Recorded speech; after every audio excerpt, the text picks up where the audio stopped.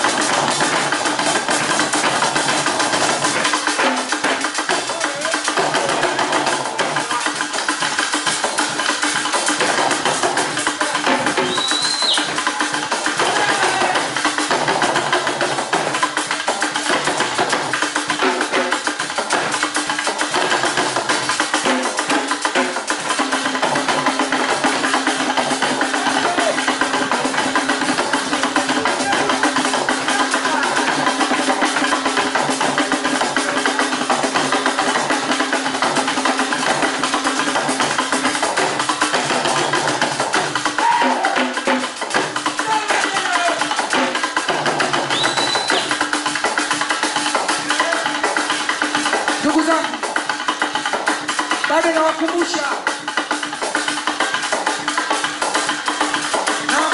kwamba leo ni siku ya nyuki duniani.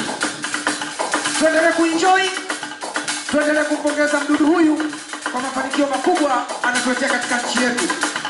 Pia tunapata dawa mbalimbali kupitia mdudu huyu nyuki.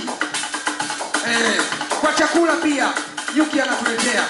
Kwa tunazidi kuenjoy sana leo na kuangalia wanyama mbalimbali, tembo, simba na wanyama wengine hapa Chinangali Park. Karibu.